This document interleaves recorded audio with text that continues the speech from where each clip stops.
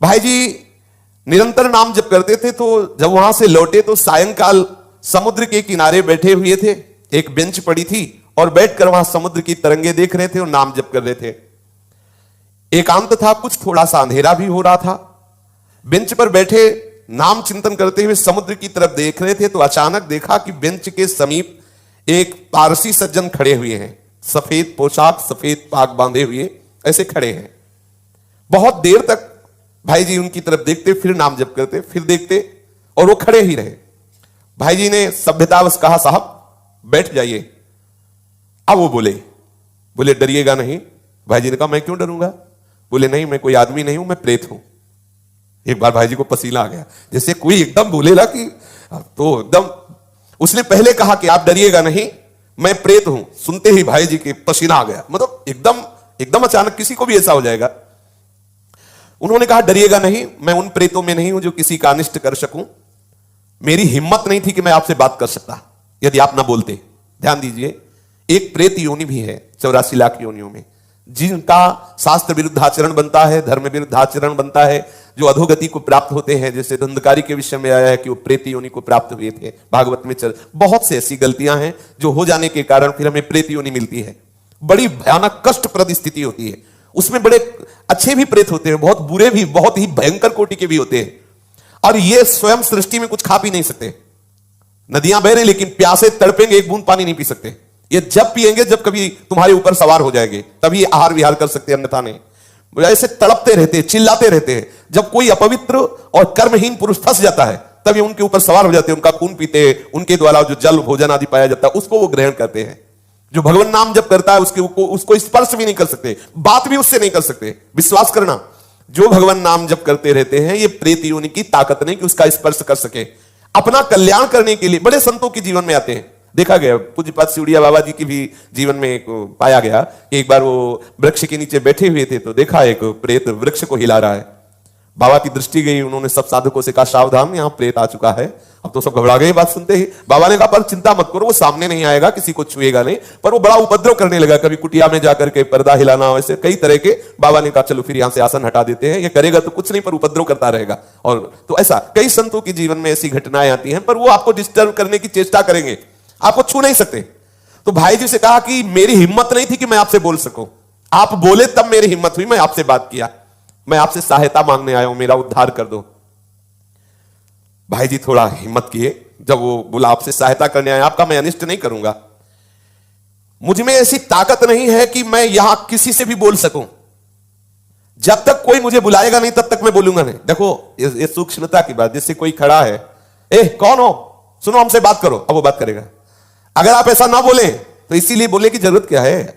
जैसे आप गंगा किनारे भ्रमण कर रहे हैं या कहीं कोई ऐसा दृश्य दिखाई देता, नेत्र नीचे कीजिए, चले जाइए। आपको अगर शंका है कोई खड़ा है क्या, क्यों शंका करो, चलो चुपचाप आगे बोलो। ए कौन है, सुनो बात करो हमसे, तो फिर बात कर लेगा तुमसे। वो कह रहे हैं, वो प्रेत बोला, हम लोगों के लिए आदेश, पूरी सृष्टि में मैं किसी को अपनी तरफ से नहीं छेड़ सकता जब तक कोई हमें न छेड़े। अच्छा, जैसे उनकी वृत्ति मलिन होती है, तो जब तक आप अपवित्र नहीं हो, जैसे जूठे मुंह हैं, ऐसे ही सब अपवित्र हैं, गंदे आचरणों का चिंतन कर रहे हैं, उनको प्रवेश होने की गुंजाइश है। कोई ना कोई ऐसी घटना करेंगे जिससे आप उनसे आकर्षित हो, वस्त्र के द्वारा या किसी आसन के द्वारा। मान लो उनका ऐसा अपवित्र आसन है, अपवित्र वस्त्र है, जिससे किसी भी तरह उनका संयोग होने का है चांस, वो आप में प्रवेश कर जाएंगे। यदि आप नाम जापक हैं, पवित्र रहते हैं, तो कहीं भी भ्रमण करके देखा है, गंगा जी की परिक्रमा जब की, तो कहीं भी कोई भी ऐसी घातक क्रिया, और जबकि जगह जगह स्मशान मिलते हैं, दोपहर में भी, रात्रि में भी रुके, कभी ऐसा नहीं, कभी भगवान नाम जापक ऐसा डरे ना। पर अपनी तरफ से किसी से बोलने के लिए नहीं, कोई वस्तु पड़ी हो, कोई ये सब नहीं छूना चाहिए। तुम्हें लगता है कि ये वस्त्र है या टैची है या किसी की पर्श है, पता नहीं किस लक्षणों से युक्त है, तुम्हारी हानि कर दे, ऐसा कोई पड़ी हुई वस्तु न छुए, किसी से बोले ना, अपनी तरफ से किसी से वार्ता न करे। ये अगर ऐसे सावधान रहे तो है, प्रकृति में है 84 लाख योनियों में एक योनि, पर कभी ऐसे सहसा किसी को वो आक्रमण करके नष्ट नहीं करते। कोई घबराए नहीं, ऐसा तुमसे बढ़कर वो नहीं है, सबसे बड़े प्रेत तुम हो। यदि आप अपने में रहो तो लाखों प्रेत आपके अधीन हो जाए। आप समझो, जहां यमपुरी की चर्चा आती है तो उन्हें प्रेत राज कहते हैं, यमराज जी को, और समस्त जीवों को प्रेत कहते हैं। भूत सर्वभूत हिते रहता, सब भूत ही तो है। देखो 5 महाभूत है, ये भूत थोड़ी है, महाभूत है, इनमें फंस गए, अब इनसे मुक्त हो जाओ। ये भूत है, परेशान करते रहेंगे। 5 तो लगे ही है, चूक गए तो और ऊपर इनमें छठा भी चढ़ जाएगा, और वो परेशान करता रहता है। इसलिए मैं प्रतीक्षा कर रहा था कि आप बोले तो मेरी हिम्मत पड़े। भाई जी महाराज प्रेत से बोले, तुम क्या चाहते हो? बोले मेरे पास बहुत सी शक्तियां हैं, मैं कोई साधारण प्रेत नहीं हूं, मुझे गीता याद है पूरी। वैसे तो कहते गीता के श्लोक बोलो तो प्रेत भग जाएगा, वो कह रहा मुझे गीता याद है पूरी, पूरी गीता याद है मुझे। प्रेत लोक में बहुत दुर्गति हो रही, मैं बहुत घबरा गया हूं, वहां बहुत दंड मिलता है। देखो एक बात ध्यान रख लें कि यदि आप भगवत मार्ग में चल रहे हैं, मनमानी गंदे आचरण करेंगे शास्त्र विरुद्ध, तो भगवान शब्द देख रहे हैं, डरो, इस बात से डरो कहीं तुम्हारी दुर्गति ना हो। देखो बोला मैं, मुझे गीता याद, कंठस्थ 18 अध्याय। तो उन्होंने कहा कि आप तो पारसी हैं, आपका कैसे कल्याण होगा, आप किस पर श्रद्धा करते हैं जो मैं वो क्रिया करूं आपका कल्याण हो जाए। तो उनका आप भगवान नाम कीर्तन करवा दीजिए और गया जी में श्राद्ध करवा दीजिए, मेरा कल्याण हो जाएगा।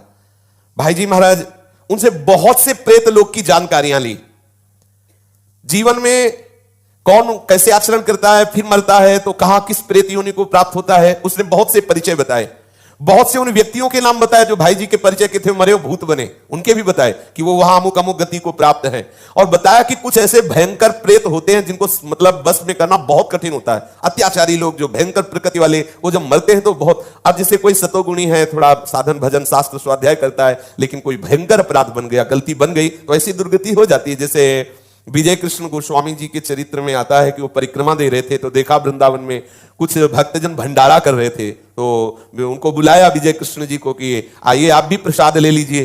वो भक्तों का समुदाय है, 3 बजे सुबह परिक्रमा कर रहे थे, तो उन्होंने प्रसाद लिया, अपनी कुटिया में रख दिया, दिनचर्या करके जब उधर देखा तो उसमें सब गंदे पदार्थ, अभक्ष्य पदार्थ। तो उनका ऐसा कैसे हो सकता है कि भक्त लोग इतने सब निकृष्ट पदार्थ और सब मल की तरह दुर्गंध आए।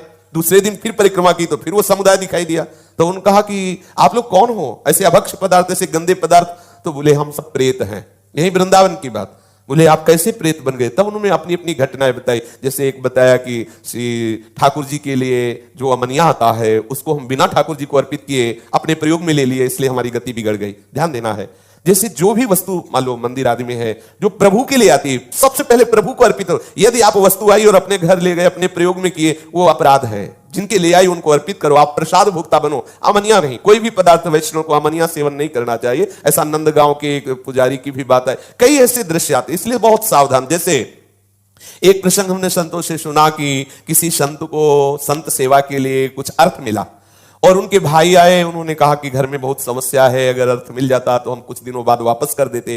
तो लाखों की उसमें संख्या में उन्होंने अर्थ अपने घर वालों को दिया। अच्छा, घर वाले इसलिए वापस नहीं किए कि बड़े भैया ही तो हैं, तो जब वो पधारे तब वो अधोगति को प्राप्त हो गए। ये ध्यान देने की आपको गौशाला के, गौ सेवा के लिए, संत सेवा के लिए, जिसके लिए जो वस्तु दी जाती है ठीक वही लगनी चाहिए। उसे आप अपना मान करके प्रयोग करेंगे तो आपकी गति बिगड़ जाएगी। जैसे आपने 500 संतों के भंडारे के लिए पैसा लिया, तो आप सेवक रूप से खूब मेहनत करो, संतों की जूठन पालो और जितना रुपया है पूरा संत सेवा में लगा दो, तो आपको भगवत प्राप्ति का मार्ग प्रशस्त हो जाएगा। लेकिन आपने क्या किया कि 100 का लगा दिया, 400 का, ये अपराध बन रहा है। ये आपकी बुद्धि को मलिन करके और ऐसे आचरण करवा देगा जिससे आपकी गति बिगड़ जाए। देखो यहां मनमानी आचरण कर ले, लेकिन निर्णायक बैठा हुआ है, आपकी एक एक चेष्टा को देख रहा है। इसलिए देखो आप डरो इस बात से। 18 अध्याय गीता के याद में प्रेत बना हुआ टहल रहा है और भाई जी से प्रार्थना कर रहा है कि बहुत दुर्गति होती है, बहुत मार पड़ती है, न पानी पी सकते हो, न खा सकते हो, कितना हमें क्लेश दिया जाता है। वो अपनी सब बातें बताने लगा। उन्होंने बताया कि 6 महीने पहले जिनकी मृत्यु हुई थी वो भी प्रेत बने, और भाई जी को परिचय बताने लगे कि आप विश्वास करो मैं सबको जानता हूं जो जो बनकर के प्रेत लोक में गए हैं। एक हरिराम के ब्राह्मण थे, उनसे भाई जी ने कहा कि मैं गया तो नहीं जाऊंगा, आप जाकर के उनका श्राद्ध कराएं और नाम कीर्तन का अनुष्ठान हम करते हैं। गया में उस प्रेत के लिए पिंडदान कराया और खूब नाम कीर्तन किया। जब पिंडदान और नाम कीर्तन उनके लिए पूरा हुआ तो चौपाटी में ही बैठे हुए तो फिर वो प्रेत आ गया और उसने बहुत अश्रु प्रवाह करते हुए कृतज्ञता से कहा, अब मेरा काम हो गया, मुझे प्रेत लोक से उद्धार किया जा रहा है, मैं आपकी बार बार कृपा मनाऊंगा कि आपने मेरे को दुर्गति से बचा लिया। मैंने प्रेत लोक की स्थिति, वहां के कौन कौन से जीव गए हैं, क्या क्या उनको दंड मिलता है, ये सब बहुत विस्तार से बातें की भाई जी कह रहे हैं। और किसी किसी को लेकर के हमने उनसे बात की तो उन्होंने बताया कि नरकों का दंड है, मतलब यहां देखने को नहीं मिलता, ऐसे भयंकर कष्ट प्रेतों योनि में मिलते हैं। कोई नरक को झूठा न माने, परम सत्य है, ये सब मैं भोग रहा हूं। उस प्रेत ने बताया ये नरक सत्य है, एक एक सत्य है, पाप करने वालों को बहुत दुर्गति होती है। इसलिए मैं सबसे प्रार्थना करता हूं कि कोई कर्म बिगड़े ना। भाई जी ने कहा मैं सबसे प्रार्थना करता हूं कि कोई कर्म बिगड़े ना, सावधान।